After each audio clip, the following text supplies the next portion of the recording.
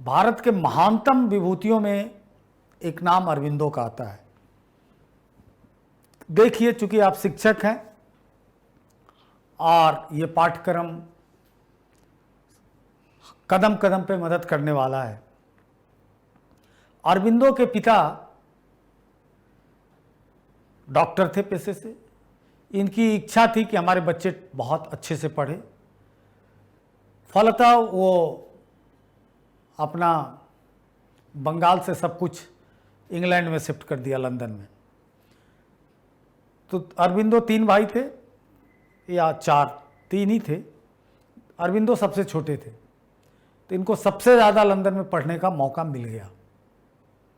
बहुत ही brilliant student, मतलब पढ़ाई लिखाई की ब्रिलियंसी के मामले में बात की जाए और रिजल्ट के बारे में, तो अरविंदो शायद 1 नंबर पे होंगे। इतने इंटेलिजेंट आदमी थे। लेकिन मां भारती के प्रति इनके दिल में बहुत प्यार था। वहां अखबारों में देखते थे, बचपन में चले गए थे। अंग्रेजों का चाल चलन, उसके बाद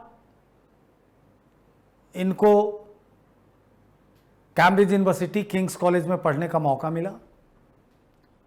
और उन दिनों सिविल सर्विस की परीक्षा किंग्स कॉलेज में ही होती थी।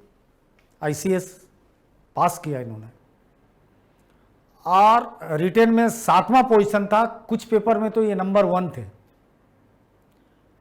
लेकिन एक बार फिजिकल में गए, फिर इनको टाइम मिला, कुछ दिक्कत हो गई थी, उसके बाद ये गए ही नहीं। ये तैयार नहीं हुए ICS बनने को। पिताजी थोड़े मायूस हुए, लेकिन पुत्र की इच्छा के आगे वो चुप थे। तो उन दिनों ICS के रिजल्ट को देसी राजा महाराजा, वहाँ सबका अपना दफ्तर होता था, तो इनके रिजल्ट पे गायकवाड़ की नज़र पड़ी। बड़ौदा के जो राजा थे, वो अरविंदो को ऑफर किए कि आप मेरे स्टेट में चलिए। अरविंदो तैयार हो गया। और बड़ौदा घराने की एक बहुत बड़ी खूबी है कि अंबेडकर को भी इन्होंने ही मौका दिया था। अंबेडकर की शिक्षा दीक्षा जो कोलंबिया यूनिवर्सिटी में अमेरिका में हुई, वो गायकवाड़ के ही वजीफे पे अरविंदो आ गए। और गायकवाड़ मिलना बराबर चाहते थे, भोजन करना उनके साथ चाहते थे, डिस्कोर्स करना चाहते थे, लेकिन अरविंदो समय नहीं देते थे।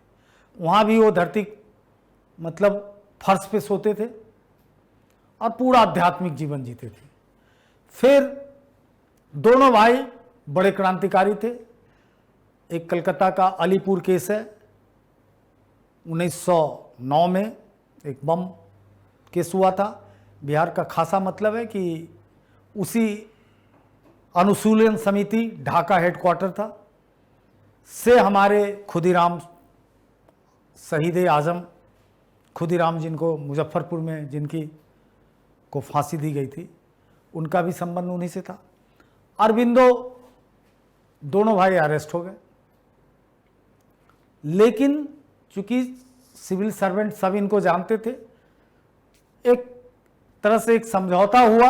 अब विस्तार से इस क्लास में बताने की जरूरत नहीं है।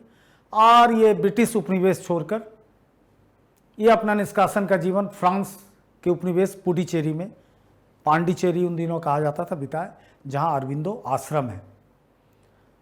तो पूरा जीवन इन्होंने वहां शिक्षा पे लगाया। कैसी शिक्षा हो, चूंकि पढ़े लिखे बहुत थे, तो फ्रांस की क्रांति का अगर 10 लोगों पे प्रभाव था, जिसमें अरविंदो, नेहरू, अंबेडकर, इन लोगों पे बहुत ज़्यादा था, तो ये लोग दीवाने थे। और अरविंदो भी चाहते थे कि शिक्षा में वही फ्रांस की क्रांति के जो अमर नारे हैं, जो मानवता के लिए आधुनिक काल में उससे बढ़िया कोई नारा ही नहीं है। भले ही मैं प्राचीन काल में अपने भारत के जो वैदिक संस्कृति के जो नारे हैं उसको मैं अद्भुत मानता हूं, जिसमें, लेकिन आधुनिक काल में एक बहुत बड़ा आंदोलन हुआ और उसके नारे थे समता, बंधुता, मतलब फ्रेटर्निटी कहते हैं, और समानता। ये आधुनिक काल की पहचान बनी। जिस समाज में समता, भाईचारा और स्वतंत्रता है, वही समाज सरवाइव किया। कितने भी विचारधारा आए, सब इस 3 नारे के सामने आज भी सब बौने हैं और सबका पतन हो गया। तो अरबिंदो बच्चों को कहीं ना कहीं अंतर्मुखी, चूंकि ये दोनों स्पिरिचुअल लीडर हैं, दोनों के विचार बहुत मिलते हैं, जिद्दी कृष्णमूर्ति और अरबिंदो के। कृष्णमूर्ति पे बाद में बताऊंगा। तो अरबिंदो का जो प्रयोग है, उसका एक स्कूल दिल्ली में भी है, जो दिल्ली का सर्वश्रेष्ठ स्कूल माना जाता है, आईआईटी के सामने, मदर प्राइड्स। तो अरबिंदो सोसाइटी ही चलाती है उसको। तो अंतर्मुखी, बचपन से ही मनुष्य को लिबरेट करने की बात, स्वतंत्र करने की बात अरबिंदो करते हैं। अरबिंदो कहीं ना कहीं उस बोझ वाली शिक्षा व्यवस्था, टैगोर की तरह ही उस पाठ्य पुस्तकीय व्यवस्था से बाहर जाकर बच्चों के अंदर आध्यात्मिक चेतना जगाना चाहते हैं। आपको एक बात जान के बड़ी हैरानी होगी कि आज भी दुनिया में, देश दुनिया में जितने अरबिंदो के अनुयायी हैं, उन लोगों का ये मानना है कि इस देश की आज़ादी में सबसे बड़ा योगदान उनके हिसाब से, क्योंकि हर कोई का अपनी वैचारिक है, एक मानना है जस्ट कि इनकी आध्यात्मिक चेतना से ही भारत आज़ाद हुआ। ठीक है, बात पे डिबेट हो सकती है कि गांधी की चेतना से आज़ाद हुआ, अरबिंदो की चेतना से आज़ाद हुआ, कि अमेरिका के दबाव में आज़ाद हुआ, लेकिन इतना तो हम कह ही सकते हैं कि सतरंगी बातें हैं। जैसे इंद्रधनुष के 7 कलर हैं, जब मिले होते हैं तो सब श्वेत ही दिखते हैं, उसी तरह से सबका इसमें योगदान है। अमेरिका के भी रूजवेल्ट को हम नहीं भूल सकते हैं, जिसने चर्चिल को धमकाया था, ब्रिटिश प्राइम मिनिस्टर को, जब बुरी तरह से सेकेंड वर्ल्ड वॉर में ब्रिटेन फंसता जा रहा था, तो धमकाया था कि तू यार भारत से क्यों नहीं बात करता है, भारत को क्यों नहीं लिबरेट करता है, उस पर काम करो। तो उसी प्रेशर में कैबिनेट मिशन आया था, नहीं क्रिप्स प्रपोजल आया था, क्रिप्स 42। तो बहुत बड़ा योगदान है, बहुत सारे फैक्टर्स हैं, लेकिन उसमें एक आध्यात्मिक चेतना की अगर केवल बात होगी तो वो अरबिंदो के हिस्से में है, देश को आज़ाद करने की है। और कभी भी अरबिंदो आग्रही नहीं रहे। शुरू में कांग्रेस के लिए लिखे, इनकी अंग्रेजी इतनी दुरुस्त थी कि नेहरू से 20 थी, सबसे अच्छी अंग्रेजी नेहरू जी की मानी जाती है, लेकिन नेहरू से 20 थी। इनके आर्टिकल को समझना किसी आम आदमी के बस से बाहर की बात होता था। कांग्रेस के खिलाफ बहुत लिखे, बहुत कुछ किए, और इतनी ठसक थी कि गांधी मिलना भी चाह रहे थे, ये नहीं मिले। गांधी के 1 साल बाद ये गुजरे 1950 में। भारत के किसी सत्ता तंत्र से इन्होंने कोई मतलब नहीं रखा, ये अपनी आराधना, आध्यात्मिक चेतना में डूबे रहे। और अरबिंदो एक ऐसा व्यक्ति है जो मुझे लगता है कि ड्यू नहीं मिला। उसी बंगाल की भूमि से राजा राम मोहन राय हुए, विवेकानंद हुए, उनमें से किसी से कमजोर अरबिंदो नहीं थे। इस बात को प्रामाणिक रूप से मैं कह सकता हूं, बड़े जिम्मेदारी से। लेकिन उन दोनों की तुलना में अरबिंदो को, आम आदमी के बीच अरबिंदो को लोग नहीं जान सका। क्यों नहीं जाना, वो भी इस क्लास का विषय वस्तु नहीं है। आप भी सोचें कि कुछ लोग हाशिए पे हैं, आज भी हैं, उसमें मैं एक अरबिंदो को भी मानता हूं कि हर जगह इनका योगदान है, लेकिन जो चाहते थे वो नहीं मिला। लेकिन ये सौभाग्य की बात है कि किसी भी कोर्स में इंडिया के कोई भी DElEd, BT, JBT, BEd, MEd, सब जगह अगर आध्यात्मिक चेतना से कोई व्यक्ति आता है तो 2 ही आता है, जिद्दा कृष्णमूर्ति और अरबिंदो। गांधी और टैगोर तो वो तो ओरिजिनल थिंकर्स थे एजुकेशन के, लेकिन इनको ये स्थान दिया है। ये हम लोगों के लिए बहुत खुशी की बात है कि हम लोगों ने अरविंदो के साथ, शिक्षा जगत वाले ने कोई भेदभाव नहीं किया है और उनके पास अच्छी खासी जानकारी अरविंदो के बारे में है। तो देखिए 1872 यानी गांधी से 3 साल छोटे, 1869 में वो हुए थे और गांधी से 1 साल बाद इनकी मृत्यु होती है 1850 में। इनको भारत के निर्माण के उस विचारधारा के परिप्रेक्ष्य में देखा जाना चाहिए जो मैंने बोला है, जिनका संबंध न्याय, समता, स्वतंत्रता जैसे आधुनिक राजनीतिक मूल्यों से था। और वो वेद और उपनिषद के गहन अध्येता थे और दोनों को इंडोर्स करते थे, दोनों को मानते थे, दोनों की बातों को उन्होंने रखा। चूंकि इसमें कोई दो मत नहीं है, अभी तक आप लोग भी समझ गए होंगे कि वेद और उपनिषद में जितनी मौलिकता है, बाद में तो सब गल्प है सॉरी, उतनी मौलिकता दुनिया के किसी भी ग्रंथ में नहीं है।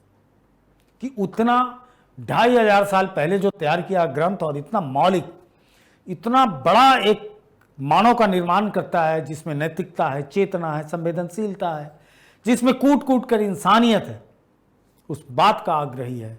वो कोई धर्म ग्रंथ नहीं है, उसमें किसी ईश्वर की पूजा और प्रार्थना की विधि नहीं बताई गई है। उसमें जीवन को बताया गया है, प्रकृति को बताया गया है और मनुष्य को अंतर्मुखी होकर सोचने की बात की गई है। वो पूरा शिक्षा है उपनिषद, या उसके ही एक खंड है अरण्यक, जो केवल वन में गुरु शिष्य जिस पे डिस्कोर्स करता था। तो ये वाकई में बहुत बड़ी बात है। और कुल मिला के अरविंदो मानवीय एकता के पक्षधर थे। वो चाहते थे कि मानवीय एकता कायम हो। ऐसा कौन चाहता था? तो स्वयं टैगोर भी चाहते थे, अरविंदो भी। तो जब मानवीय एकता की बात होती है तो कहीं ना कहीं राष्ट्रवाद थोड़ा फीका पड़ जाता है। गांधी के लिए भी, इवन गांधी के लिए भी, नेहरू के लिए भी राष्ट्रवाद की जो चेतना है, जिसको आज के संदर्भ में देखते हैं, उतनी कठोरता उनके राष्ट्रवाद में नहीं है। वो टैगोर तो बिल्कुल इसका खंडन करते हैं। तो जब व्यक्ति मानवता की बात करेगा तो बट नेचुरल है कि राष्ट्रवाद उसके सामने फीका पड़ेगा, क्योंकि मनुष्य तो सीमाहीन है, हर सीमा से बाहर रहने वाला मनुष्य है और उसके बीच अमरतत्व की बात, उसके बीच को रिलेशन की बात करना एक बहुत बड़ी बात होती है। और उनका मानना था कि मनुष्य जाति की एकता प्रकृति की अंतिम योजना है, यानी नेचर में विश्वास करते थे और कहते थे कि संपूर्ण ब्रह्मांड एक होगा। ये उनका मानना था और कई बार लगता भी है, खासकर सुख दुख के घड़ी में, जैसे कोरोना महामारी में लगा कि संपूर्ण ब्रह्मांड एक है। हम सब परेशान हुए, वो सब मनुष्य ही थे तो थे, चाहे वो भारत में रहते हो, चीन में, अमेरिका में, फ्रांस में, सब दुखी तो हो रहे थे। और दवा खोजी दुनिया ने तो संपूर्ण मानवता के लिए उसको वितरित किया गया, उसको दिया गया, एक दूसरे को सहयोग किया गया। भारत ने भी बहुत सारे देशों को मुफ्त में, बहुत सस्ते में, जैसे भी संभव हो सका किया। तो उस समय लगता था कि देश कोई चीज़ नहीं है, मानवता सबसे बड़ी चीज़ है। इसको हम लोगों ने अभी जिया है। और अरविंद अपने अंदर विचार और सत्य से प्रेरित रहते थे और संपूर्ण मानवता से सत्य के आग्रही के रूप में अपने विचार को प्रस्तुत करते थे। दूसरा जो बड़े काम की चीज़ है अरविंद के बारे में, कि अरविंद कहते हैं कि छोटी छोटी असफलताएं वो बहुत बड़ी सफलता की आधारशिला है। आदमी प्रयास करता है, बहुत फ्रस्ट्रेटेड हो जाता है, बोलता है मर जाना चाहिए, क्या करूं, वो क्या करूं, दुखी हो जाता है, चिंतित हो जाता है। लेकिन हर असफलता उसे एक पाठ पढ़ाता है, उसके अंदर एक ऊर्जा का संचार करता है। और इसका मतलब है बार बार असफल होकर अगर वो प्रयास कर रहा है तो बहुत बड़ी सफलता उसकी प्रतीक्षा कर रही है। तो अरबिंदो कहते हैं कि असफलता से नहीं घबराओ, मेरे बच्चों को असफलता से नहीं घबराने दो, उसको बोलो कि यही असफलता एक दिन जुड़कर एक बहुत बड़ी सफलता के रूप में तेरे सामने उपस्थित होगी। ये बहुत बड़ी बात है अरबिंदो का। तो असफलता का प्रत्येक अनुभव क्या करता है, अंतिम सफलता को पूर्ण करेगा। जब लास्ट में आप अंतिम सफलता को प्राप्त करेंगे तो उसको समझिए कि तमाम असफलताओं के केंद्रित होने के बाद आपको इतनी बड़ी सफलता मिली है।